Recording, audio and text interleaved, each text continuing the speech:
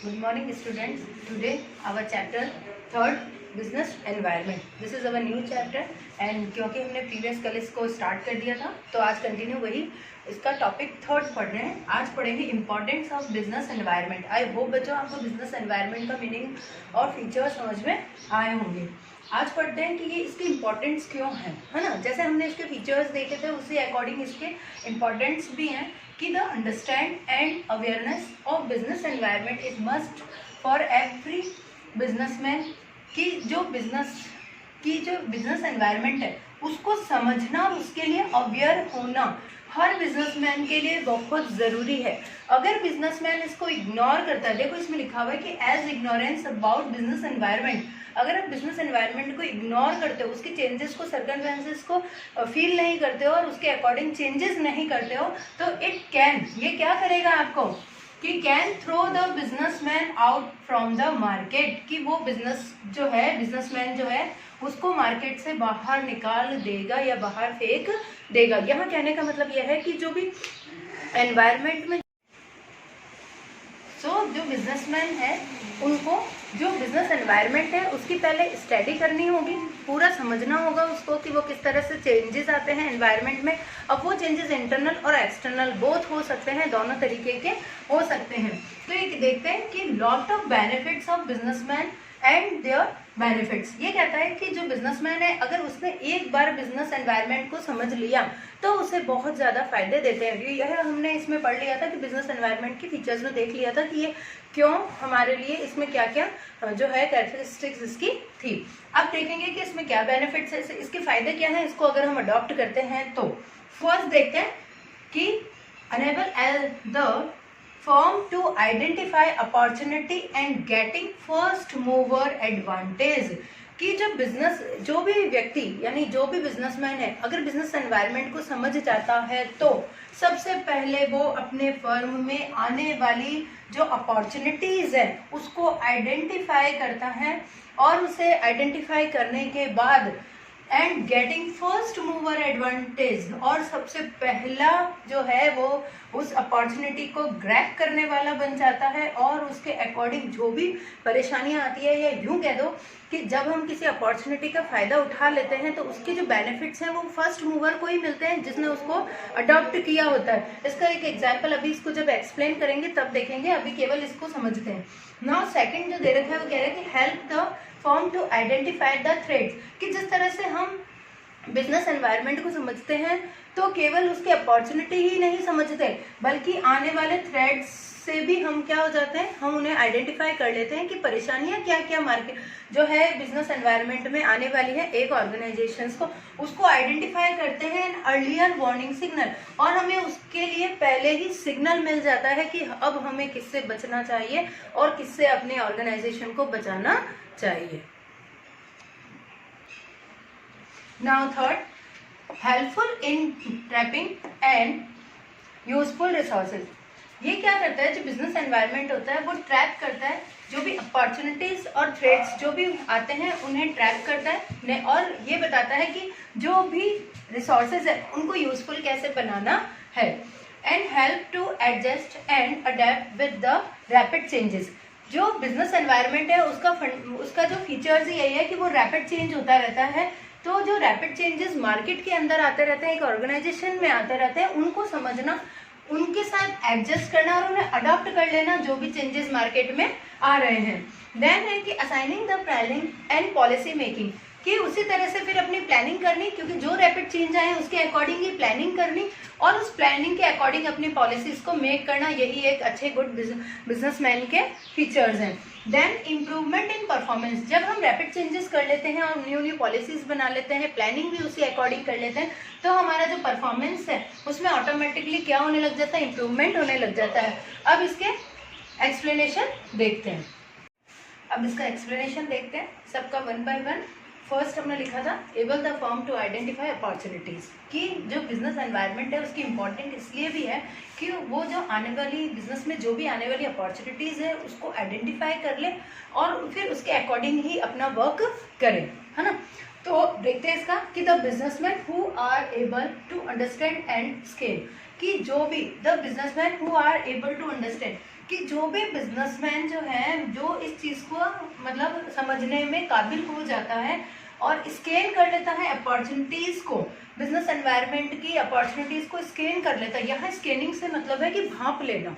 आप जो भी बिजनेस में जो भी नई नई अपॉर्चुनिटीज़ आती है उसको आप पहले ही समझ लें कि हमें क्या अपॉर्चुनिटी मिलने वाली है। अपन कहते हैं ना समय के साथ चलना, वो यहाँ पर बात कह रहे हैं कि वो समय के साथ अपने एनवायरनमेंट के अकॉर्डिंग चल लेता है और जो इस चीज़ को सबसे पहले गेन कर लेता है उससे सबसे ज़्यादा मैक्सिमम उसको प्रॉफिट होते हैं, यानी वो सबसे ज़्यादा बेनिफिट्स होते हैं and they can capture a big share in the market. और जो मार्केट है उसमें वो अपनी एक रेपुटेशन बना लेता है, एक बिग शेयर पार्ट मतलब उसका मार्केट के अंदर हो जाता है। जिसका एक एग्जाम्पल मैंने लिखा है, देखें कि जो मारुति कंपनी है, the first company to recognise the need for small cars, कि मारुति जो कंपनी है वो सबसे पहली कंपनी ऐसी थी इंडिया के अंदर जिसने ये चीज़ सबसे पहले अपॉर्चुनिटीज़ को मतलब फाइंड आउट किया, पहचाना, आइडेंटिफाई किया कि जो स्मॉल जो मिडिल क्लास फैमिलीज होती हैं उनके लिए कार्स की क्या नीड है, और उसके अलावा जो छोटे कार होती है उनकी, क्योंकि वो बड़ी कार इतनी अफोर्ड नहीं कर सकते, तो छोटी कार के लिए सबसे पहले उसने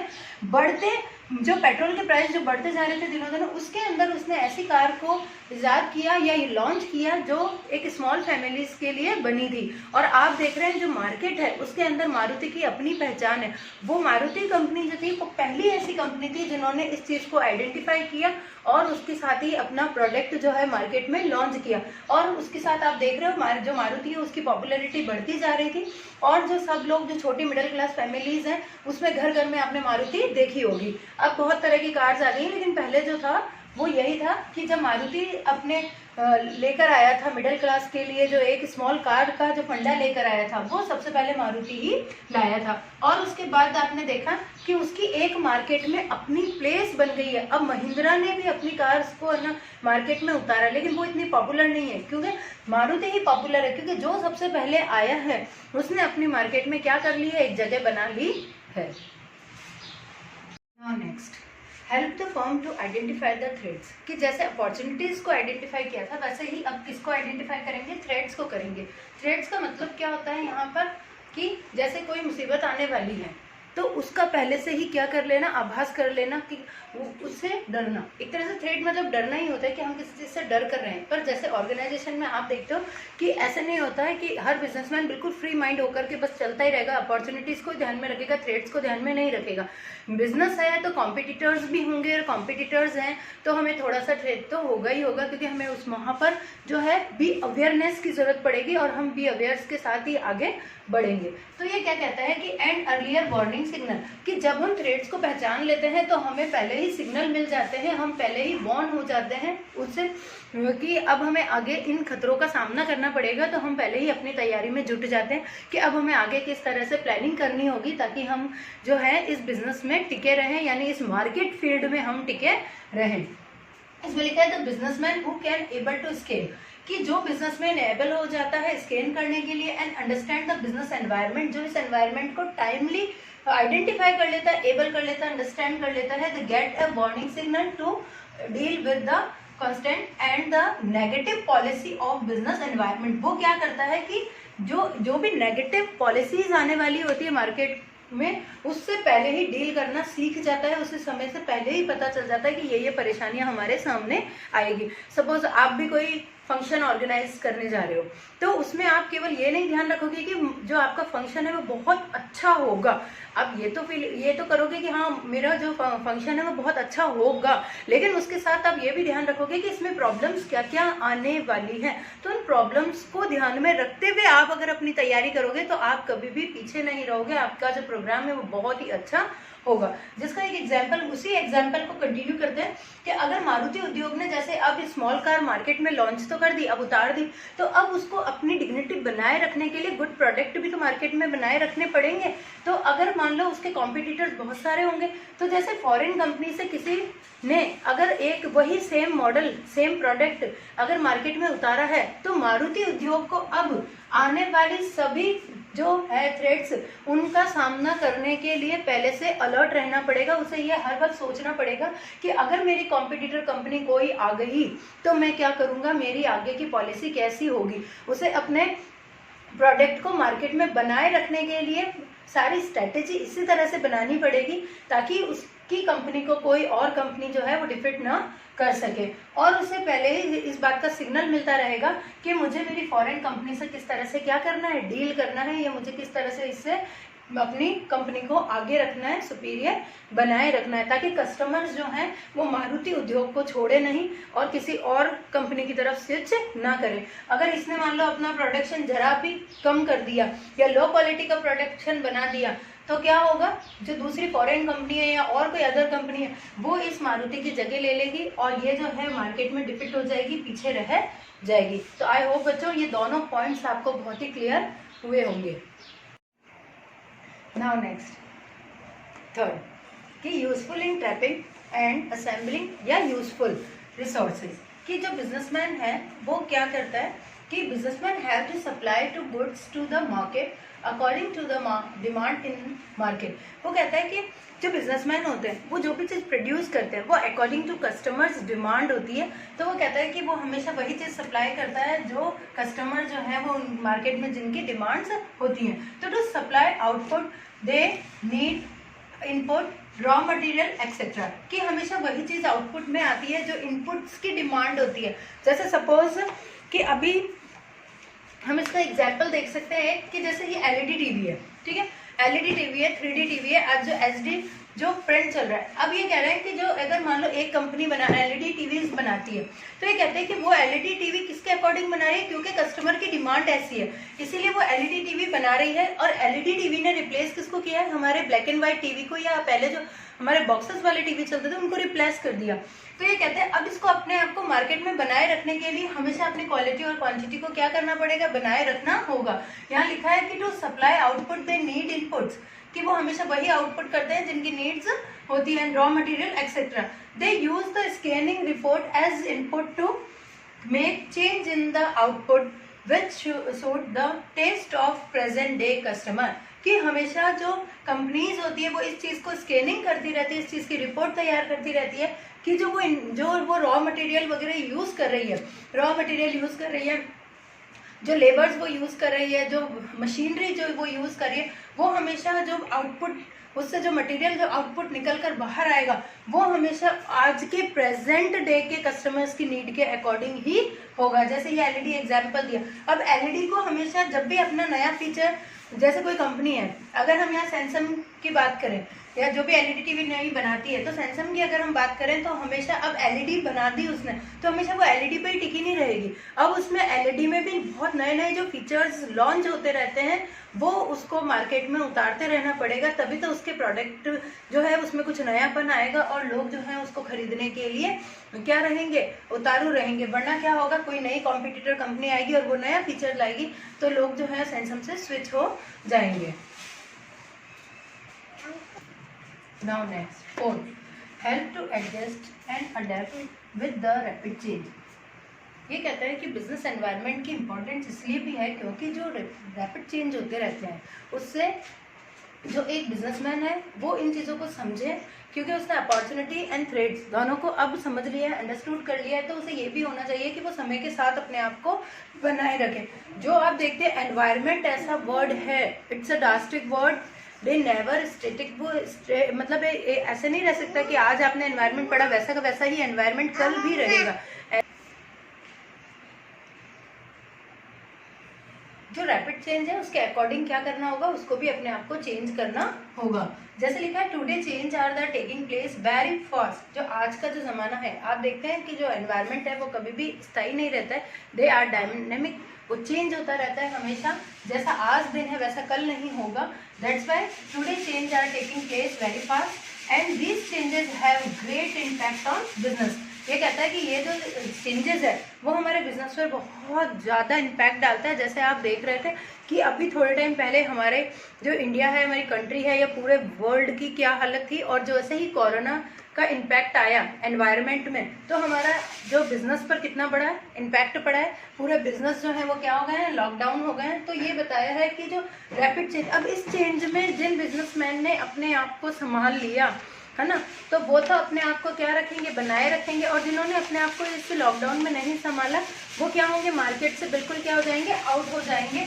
जैसे लिखा है, so it is initial to understand these changes as early as possible, कि जितना जल्दी हो सके उस एनवायरनमेंट को समझ करके आगे की स्ट्रेटेजी रेडी कर लेनी चाहिए, ताकि ये बहुत ज़रूरी है हर किसी को समझना कि जो हमारा बिजनेस एनवायरनमेंट है वो कैसा है। एक एग्जाम्पल, वही एग्जाम्पल कि due to increase competition customer की, जैसे जैसे इंक्रीज होता रहता है कस्टमर्स में, जो कंपटीशन बढ़ता जाता है, वैसे ही वो क्या होते हैं, they are becoming more demanding and it has become initial for business enterprise to adapt rapidly change of technology.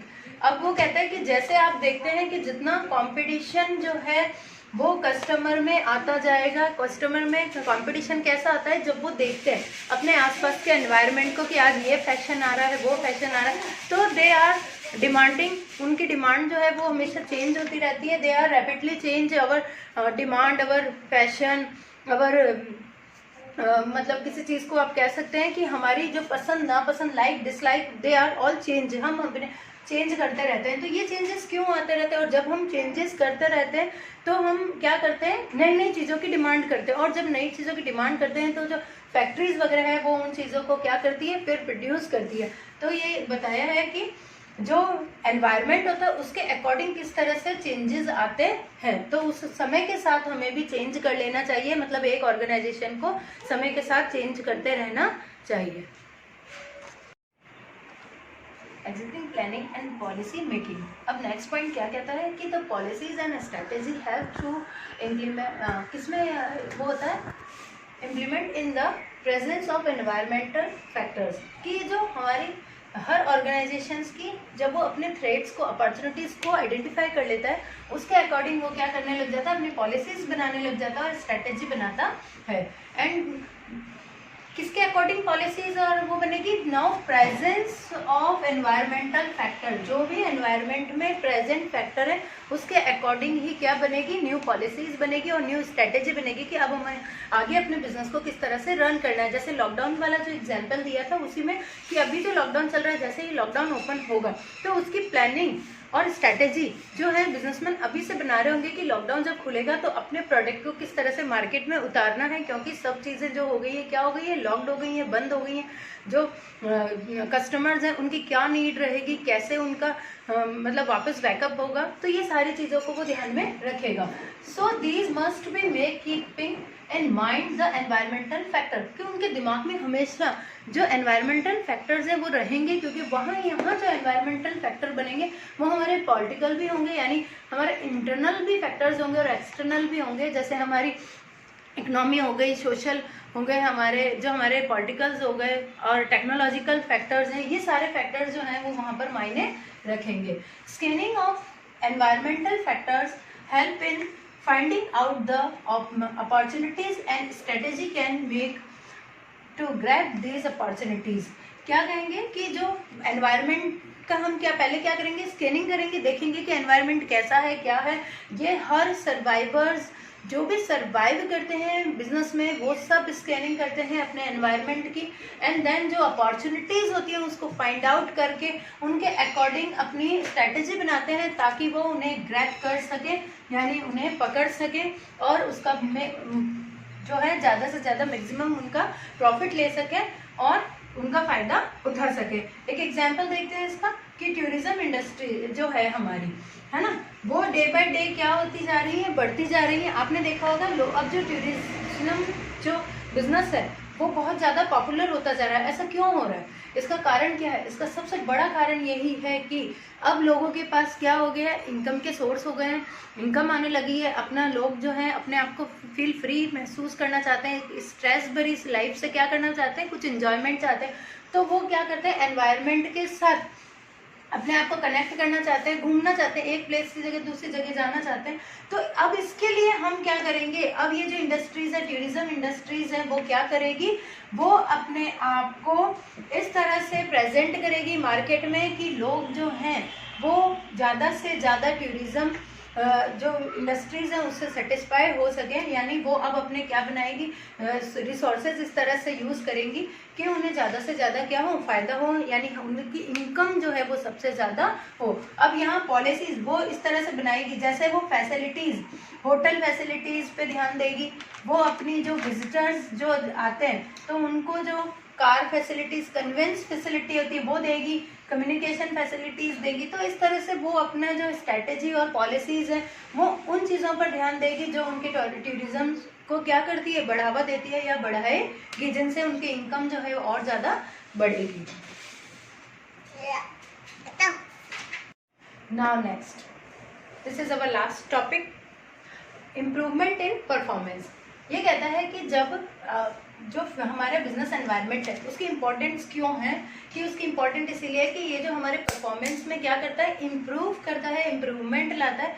ये परफॉर्मेंस किस तरह से होता है कि with continuous gain of business environment companies can easily improve their performance. कि हर एक company अगर कंटिन्यूसली समय के साथ रैपिडली जो चेंजेस होते रहते हैं, जो अपॉर्चुनिटीज़ आती है उनको ग्रैब करके हमारे जो थ्रेट्स होते हैं उनसे अगर और स्ट्रैटेजी अच्छी बनाती रहती है, पॉलिसीज अडॉप्ट करती रहती है, न्यू स्ट्रैटेजी बनाती रहती है, तो ये कहते हैं कि जब वो टाइमली और कंटिन्यूसली अपने मार्केट को स्कैन करती रहती है तो जो कंपनीज होती हैं वो बहुत जल्दी अपने आप में क्या लाती है, इम्प्रूवमेंट लाती है और अपने परफॉर्मेंस में सुधार करके अपने प्रोडक्ट की क्वांटिटी और क्वालिटी को मेंटेन करते हुए मार्केट में बनाए रखती है। यहाँ एग्जाम्पल आप वही देख सकते हैं कि जो हमने मारुति कंपनी का लिया था, कि मारुति कंपनी ने जो एक स्मॉल कार मार्केट में लॉन्च करी है, उतारी है, उससे क्या हुआ है कि अब वो अगर उसमें उस एज इट इज मॉडल को ही बार बार मार्केट में उतारता रहेगा तो उसका प्रोडक्ट कुछ समय के बाद क्या हो जाएगा, स्विच हो जाएगा अपने प्लेस से। लेकिन अगर वही मारुति कंपनी अपने प्रोडक्ट को बनाए रखने के लिए उसमें कुछ ना कुछ नया, रोज नया कोई फीचर्स, कोई नई एडवांस टेक्नोलॉजी उसमें लॉन्च कर, उसमें डालती रहेगी और उसके साथ अपने प्रोडक्ट को मार्केट में उतारेगी यानी लॉन्च करेगी, तो उसका जो प्रोडक्ट है वो मार्केट में अपनी जगह बनाए रखेगा और मारुति का नाम जो है वो हमेशा बना रहेगा। तो आई होप बच्चों ये जो इम्पोर्टेंस ऑफ बिजनेस एनवायरनमेंट था वो आपको क्लियर हुआ होगा। ये टॉपिक यहीं खत्म होता है। Now next topic next video में। अब जो होमवर्क दिया था उसको देख लेते हैं एक बार कि उसका आंसर क्या होगा। मैंने आपको ये होमवर्क दिया था, आपने आई होप इसका आंसर सही दिया होगा। इसका आंसर क्या था कि पहले क्वेश्चन देख लेते हैं, वापस से समझ लेते हैं एक बार कि 2 बिग बैनर मूवीज़, 2 बड़ी बैनर की मूवीज़ थी जिनका शेड्यूल था, दोनों सेम डेट पर रिलीज होने वाली थी। On the last moment release of first, जो हमारी मतलब जो 1 मूवी थी वो क्या हो गई थी, one of the movie had to be postponed due to the opposition of the group of people due to some, अब ये देखो अनइथिकल कॉन्सेंट, किसी कारण से क्या हो गया, एक मूवी जो है वो पोस्टपोन हो गई, सेम डेट पे रिलीज होनी थी दोनों, तो एक जो है वो रिलीज नहीं हुई। इसका क्या कारण रहा, इसका कारण ये रहा कि कुछ अब मतलब अनइथिकल कोई पॉइंट्स उसमें आ गए होंगे। तो अब एक मूवी जो है वो रिलीज होने से रह गई, जैसे इसमें आ गया रिलीजन्स, जैसे आपने देखा था पद्मावत जो मूवी थी है ना, उसमें वो रिलीज होने के कुछ कंट्रोवर्सी उसमें हो गई थी। तो इसी तरह से इन दोनों मूवी में भी एक मूवी में ऐसा ही कुछ हुआ है। The other movie release on the time, जो अदर मूवी थी वो सेम टाइम पे रिलीज हो गई और उसने बहुत सारा क्या करा है, बहुत सारा प्रॉफिट भी अर्न किया है। लेकिन जो मूवी कैंसिल हुई यानी पोस्टपोन हुई उसको बहुत सारा लॉस सफ़र करना पड़ा। ऐसा क्यों हुआ, क्योंकि वो दोनों ही क्या थे, सेम रिलेट थी एक दूसरे से, और जब एक रिलीज नहीं हुई तो सारे लोग वो अदर मूवी कोई देखने गए और उससे उसे बहुत ज़्यादा प्रॉफिट हुआ। तो इसमें कौन सा फीचर हाईलाइट हो रहा था, इसमें जो एक दूसरे से, क्योंकि रिलेटिव थे तो एक दूसरे से रिलेटिव इसमें जो फीचर्स था वो हाईलाइट हो रहा था। आई होप बच्चों आपको समझ में आया होगा। सेकंड वाला जो था वो डायमेंशन था, जो कि मैंने आपको करवाया नहीं थी, इसलिए इसका आंसर जो है अपन नेक्स्ट वीडियो में शेयर करेंगे। Okay, thank you.